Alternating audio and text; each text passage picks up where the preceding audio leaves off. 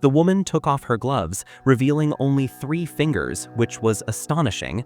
Then she took off her shoe, revealing only 1 toe, which was also astonishing. Then she removed the wig from her head, turning into a bald woman.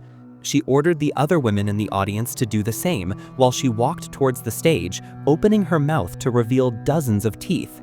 Finally, the coven of witches revealed their true faces, gathering in this hall to discuss their plan to eliminate all the world's children. Because witches inherently hate the smell of children, the Grand Hotel Witch had invented a magical potion that, when dropped from a bottle onto food, would trick children into consuming it, turning them all into mice to be eaten. Suddenly, a boy hiding under the stage carefully concealed his pet dog and his own arms. Through the gaps in the wooden planks, he saw bug-eating witches having them plucked from their scalps. The boy was terrified, holding his breath, but he couldn't control the scent emanating from his body. The witch on stage smelled something with her nose, which immediately swelled up, tracking the scent upwards. Confirming the foul odor was coming from under the stage, the angry witch flipped it over and shattered it, but found nothing. The boy had already hidden in a nearby ventilation duct. The witch tracked the flying scent. At a critical moment, another boy burst through the door and saved him. When this boy entered, the witch had regained her composure and was still holding chocolate to lure him. Suddenly, the chubby boy found the portion insufficient, forcing the witch to magically turn 1 piece into 6. As a result, after the boy finished eating, he still wanted more. The witch conjured 6 more pieces of chocolate to buy time. After 10 seconds, the potion took effect in the boy's stomach. Smoke began to rise from his ears. Then his rear end caught fire, and he flew into the sky, leaving only his smoldering clothes to fall to the ground. As his clothes fell off, he didn't realize he had turned into a mouse and was trampled by hundreds of high-heeled shoes in the panic. The boy in the ventilation duct watched in despair as he fled, and suddenly saw his own pet mouse rush out of the duct, pulling the boy by his tail to safety while he was still in shock. The witch noticed him and forcefully pulled him out of the duct. She intended to turn the boy into a mouse as well. The witch took out grape-flavored soda and poured it into the boy's ear. After 3 drops, purple smoke emitted from the boy's head. All his orifices were trembling. After his entire body convulsed, he suddenly shot towards the sky. Not only did he shrink in size, but he also grew fur, leaving only his clothes floating to the ground. The boy struggled out of his clothes and discovered he had turned into a small mouse. The mouse ran away in terror on all 4s, but the witch caught him by the tail. The mouse quickly called to other mice for help. A white mouse rushed towards the witch and bit her, causing her to scream in pain and accidentally injure herself. Suddenly, the witch chased them, magically extending her hand into the ventilation shaft to grab the mice. When the small mouse saw the chubby mouse falling behind, he immediately reminded him to run on all 4s. They barely escaped the witch's giant hand, but a fan was blocking the end of the ventilation duct. The small mouse quickly shouted for the chubby mouse to jump and use his weight. They successfully broke through the iron plate. The electric fan immediately swept away the pursuing giant hand, forcing the witch to pull her arm back, giving the 3 mice time to escape. Suddenly, their exit led them to discover that the kitchen was no safer, as the witch could catch them there. At that moment, the small mouse saw another opening through the kitchen. He quickly led the others to climb the metal frame, successfully reaching the other side of the kitchen conduit. He planned to take everyone to the hotel's 4th floor to find his grandmother, because she was a witch and she alone would believe him. The small mouse crouched at the elevator entrance, having heard that a guest was heading to the 4th floor. He quickly slipped into the elevator with the other 2. The 3 mice found the guest's bag. The small mouse finally found his grandmother's door.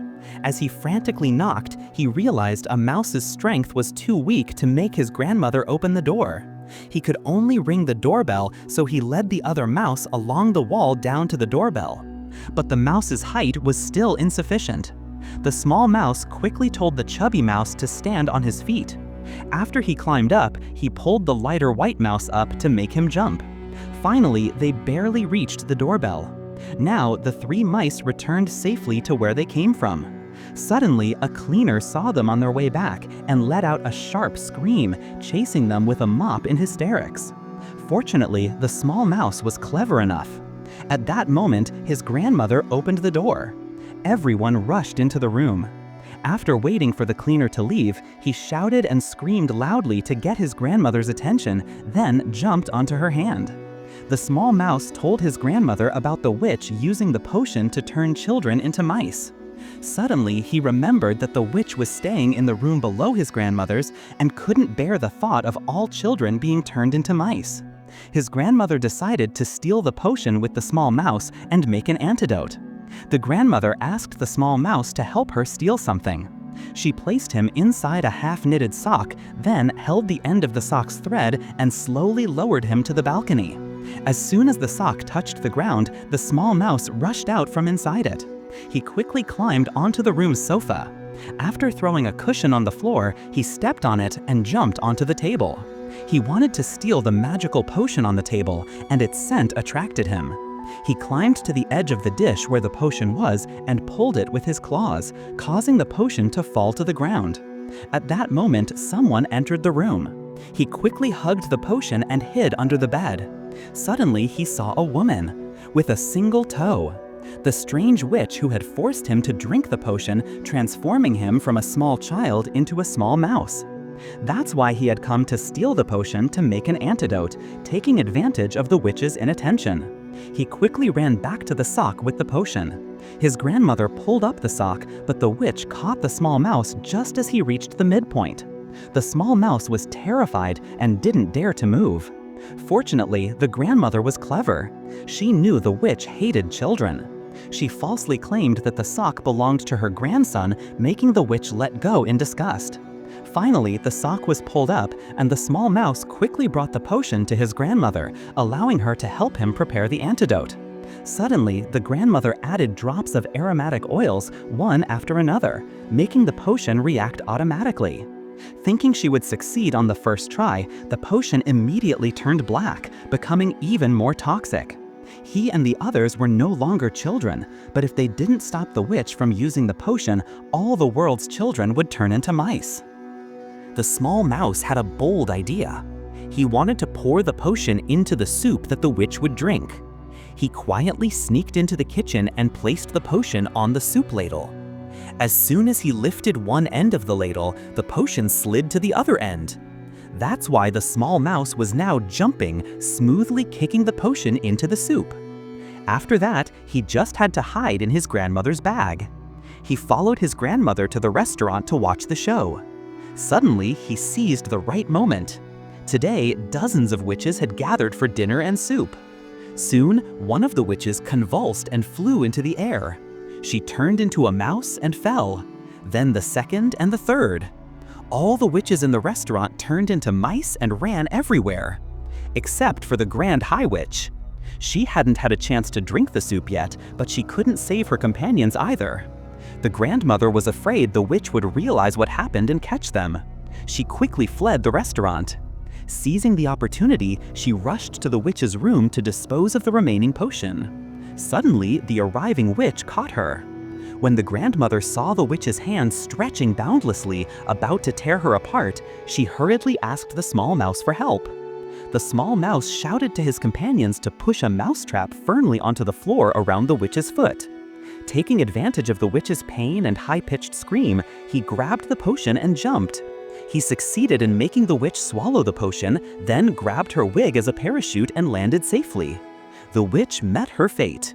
She too flew into the sky, transforming into a mouse. But the small mouse turned around and saw that the witch was now larger than a basketball. She was still chasing him to bite him. Fortunately, the grandmother quickly covered her with a vase. Finally, the crisis was averted. The grandmother opened the witch's bag to destroy the potion, but she unexpectedly found the formula for the antidote. As a reward for the small mouse's kindness, everyone happily carried the bag. Before leaving, they didn't forget to release the witch's pet animal for it to enjoy itself.